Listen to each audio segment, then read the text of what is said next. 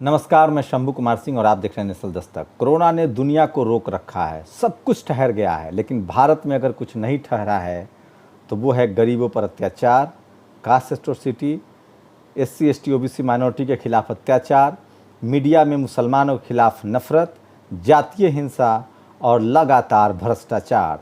ये कुछ ऐसे मुद्दे हैं जो भारत में कोरोना वायरस के समय भी नहीं ठहर रहे हैं। सोचिए, सरकार ने लॉकडाउन कर दिया, न सोचा न समझा न विचार किया, और अब सरकार ने जब कोरोना की महामारी फिर से तेज हो रही है, दिल्ली में 5,000 से ज़्यादा मरीज हो गए हैं, 11 दिन में मरीज दुगने हो रहे हैं, सबसे ज़्यादा मौतें होने लगी हैं, उस समय सरकार जो है वो शराब के लिए लॉकडाउन खोल देती है और इतनी लंबी लंबी लाइनें लगती हैं जिसकी आप कल्पना नहीं कर सकते। और ये सब होता है सरकार के आँख के नीचे। सुप्रीम कोर्ट में सरकारी वकील तुषार मेहता से जब जज ने पूछा कि क्या सचमुच भारत सरकार रेलवे में 85% छूट दे रही है, खर्चा वहन कर रही है, तो तुषार मेहता ने कहा कि मेरे पास इसका जवाब देने का अधिकार नहीं है, मुझे इसका मतलब उनको जानकारी नहीं। सोचिए कि किस तरह से मजदूरों के साथ व्यवहार हो रहा है। अब खबर आ रही कि कर्नाटक के मुख्यमंत्री, जहां बीजेपी की सरकार है, येदियुरप्पा CM है, उन्होंने तय किया है कि ट्रेनें रद्द कर दी गई है, मजदूर घर नहीं जा सकते हैं क्योंकि अर्थव्यवस्था चरमरा जाएगी। बिल्डरों के साथ, ठेकेदारों के साथ बैठक हो रही है। आप सोचिए, जिनके लाइन लगने पर जो पैदल चल रहे थे सड़कों पर, वही इस देश को अर्थव्यवस्था उनके कंधे पर टिकी है। आप सोचिए कि जो आपके घर बना रहे थे, आपकी सड़कें बना रहे थे, आपने उनका ख्याल नहीं रखा, आपने उनकी मदद नहीं की। आम लोगों ने मदद की है, सरकार ने नहीं किया। मैं आम लोगों को नहीं कह रहा हूँ, मैंने देखा है आम लोगों ने जाति से ऊपर उठकर, मजहब से ऊपर उठकर मदद की है। मदद नहीं किया है किसी ने तो उसने सरकार ने, जबकि आम लोग की जिम्मेदारी नहीं थी, ये सरकार की जिम्मेदारी थी। आम आदमी ने पानी पहुंचाया है, बिस्किट पहुंचाया है, जो भी हो सकता है। यहाँ तक कि इस देश की मीडिया ने खबर नहीं चलाया, आम आदमी ने उसके वीडियो बनाए, सोशल मीडिया पर लिखा, ट्वीट किया, तब जाके इन बेशर्मों को शर्म आई है। मदद किसने नहीं की? सरकार ने नहीं की। मदद किसने नहीं की? मीडिया ने नहीं की। उनके सवाल को नहीं उठाया।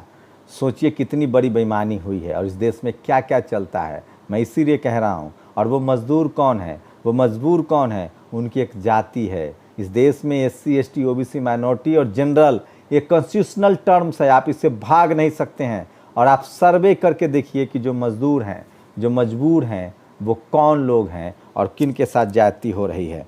तो ये है सुप्रीम कोर्ट की स्थिति, और सुप्रीम कोर्ट में ये है सरकार की स्थिति। सोनिया गांधी ने जब से कहा था तब से छीछा लेदर हो रहा है। सोचिए, तेलंगाना से ट्रेनें आई है बिहार, तेलंगाना के CM ने कहा कि हमने 4 करोड़ रुपए रेलवे को दिए हैं। नीतीश जी कह रहे हैं कि हमारे पास हम 500 रुपये देंगे। भैया, जब पहले ही एक्स्ट्रा आप पैसे ले चुके हैं, सरकार, स्टेट्स, राज्य सरकारें से पैसे ले चुकी हैं, उसके बाद भी जनता से पैसा लिया जा रहा है, मतलब बेईमानी चालू है, अभी भी बेईमानी चालू है। तभी तो PM केयर्स फंड की ऑडिट नहीं हो रही है, जानकारी नहीं दी जा रही है, फिर पैसा जा कहाँ रहा है। तो सरकार लोग उतर रहे हैं, लिख रहे हैं, और जो जिस तरह से लगातार खबरें हैं सोशल मीडिया पर, लगातार लोग उसको लिख रहे हैं। मैं चाहूँगा कि कुछ खबरें आपके साथ शेयर करूँ और विस्तार करूँ किस तरह से कोरोना में है। एक और बात बता दूँ, पूरे देश से खबरें आ रही है, खासकर हिंदी प्रदेशों में क्वारंटाइन की स्थिति बहुत बुरी है। मैं उन लोगों से अपील करता हूं जो नेशनल दस्तक को देखते हैं, आप कहीं भी हैं, अगर आपके पास खाना है और रहने का इंतज़ाम है, तो मैं आप लोगों से रिक्वेस्ट कर रहा हूं कि घर जाने की जिद मत कीजिए। जिनके पास खाना नहीं मिल रहा है, जिनके रहने का इंतज़ाम नहीं है, उनकी तो मजबूरी समझ में आती है। अगर आपके पास खाना है, जैसे मैं बिहार का रहने वाला हूँ, अभी मैं फ़िलहाल दिल्ली में रहता हूँ, मेरे पास बहुत सहूलियत नहीं है, लेकिन खाने का इंतज़ाम है, मुझे ऑफिस भी चलाना पड़ रहा है, तो मैं घर जाने की जिद नहीं कर सकता। मैं चाहता, मेरे भी मन में आता है कि मैं घर चला जाऊं। मुसीबत में अपने माँ बाप, उस मिट्टी को आप सब याद करते हैं जहाँ आप पैदा हुए हैं, सबको मन करता है। लेकिन मैं फिर कह रहा हूँ, इस वक्त में समझदारी से आपको फैसला करना पड़ेगा।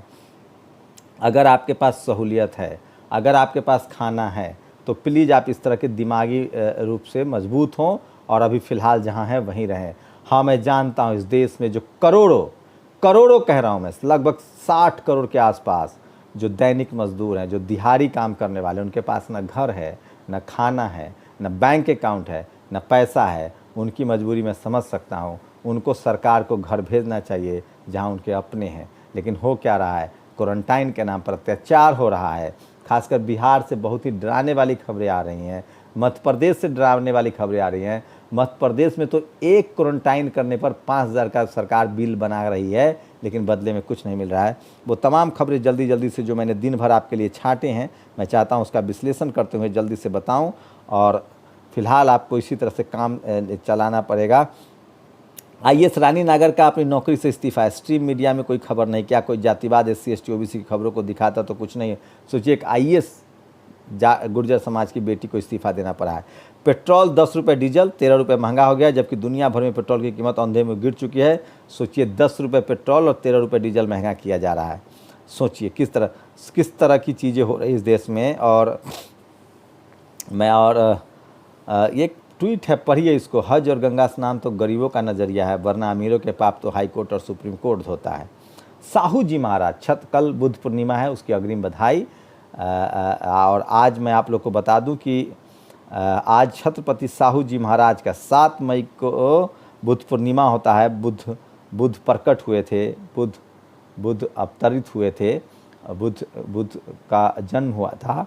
और आज जो है वो साहू जी महाराज, आरक्षण के जनक, बहुजनों के सचेत, सबसे ताकतवर राजा साहू जी महाराज की आज परिनिर्वाण है, तो उनको श्रद्धांजलि तो वो है। और मैं आपको बता रहा हूँ कि देखिए अब कास्ट एट्रोसिटी कैसे नहीं रुक रही। जौनपुर में यूपी के महाराज, चंद्रशेखर आजाद रावत ने ट्वीट किया, यूपी के महाराजगंज जौनपुर में दलित प्रभारी प्रधानाध्यापक राम सबद पर शिक्षा अधिकारी बसंत शुक्ला ने जाति सूचक गाली देते हुए हमला किया। 10 दिन हो गई FIR तक नहीं।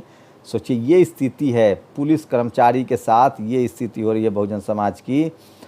सोचिए कि लोग ट्वीट कर रहे हैं, शराबी थे तो इसलिए जाने दिया, जमातिया नमाजी होते तो मीडिया गद्दार घोषित कर चुका था। तो सबसे ज़्यादा इस समय मीडिया जो है वो गद्दार है। और आगामी सोचिए तमिलनाडु में बिहार सरकार के खिलाफ नारेबाजी हो रहे हैं।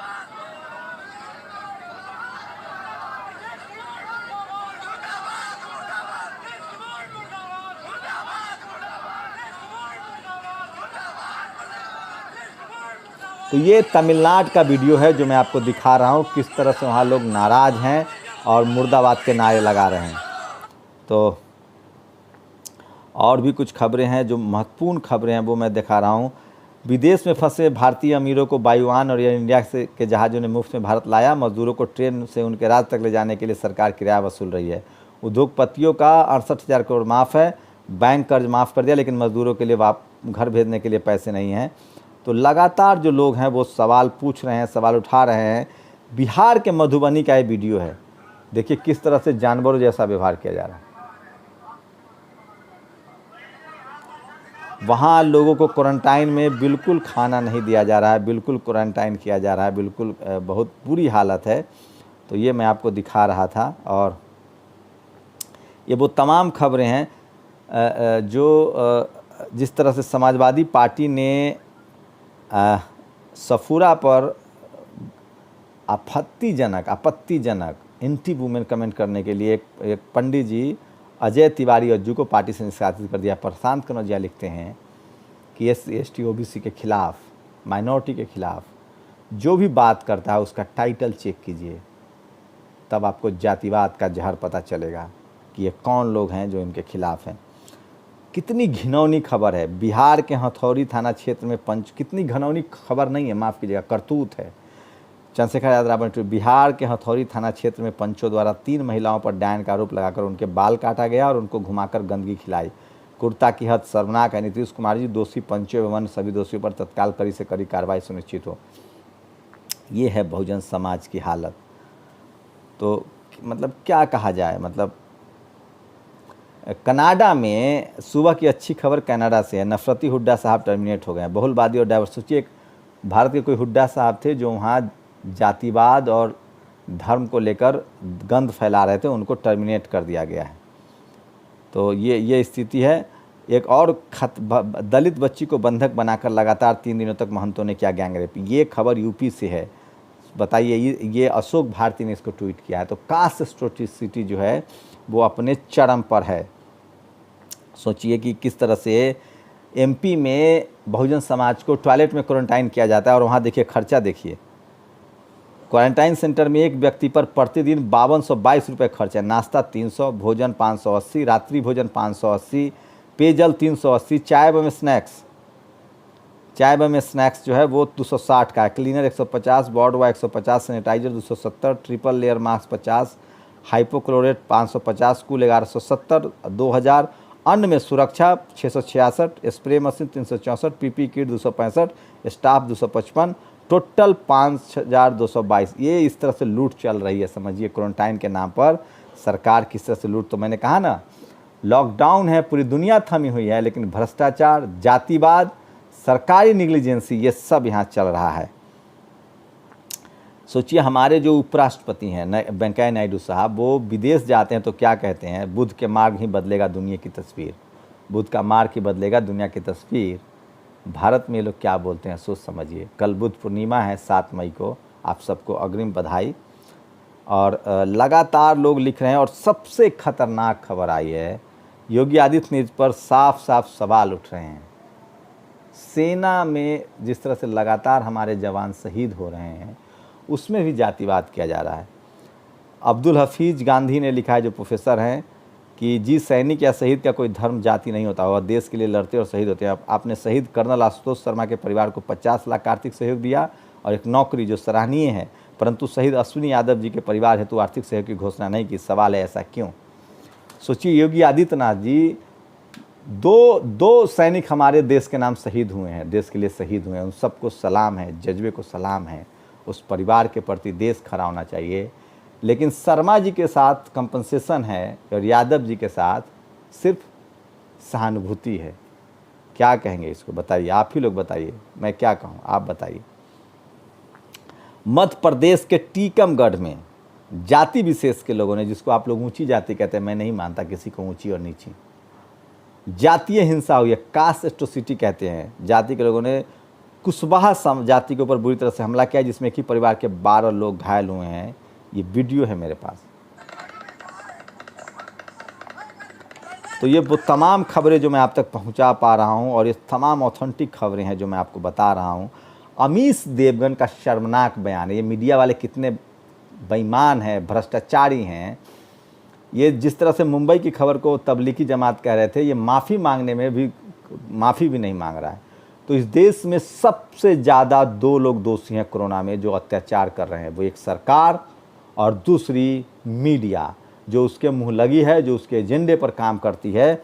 और आपको बताओ, आज सबसे ज़्यादा सोशल मीडिया पर प्रधानमंत्री जी से सवाल पूछे जा रहे हैं। योगी आदित्यनाथ को ट्वीट किया जा रहा है कि योगी आदित्यनाथ जी से शहीदों के साथ जातिवाद क्यों? और दिलीप मंडल ने लिखा है, प्रधानमंत्री एक बार अच्छे से सोच समझकर बता दे कि देश की आर्थिक स्थिति अच्छी है या बुरी। अच्छी है तो गरीबों को राहत पैकेज दे, किसानों का कर्ज माफ़ करें, यहाँ वहाँ कटौती न करें, पेट्रोल डीजल सस्ता करें। अगर बुरी है तो नया संसद भवन बनाना छोड़े और अपने लिए नया प्लेन न खरीदे। तो ये स्थिति है देश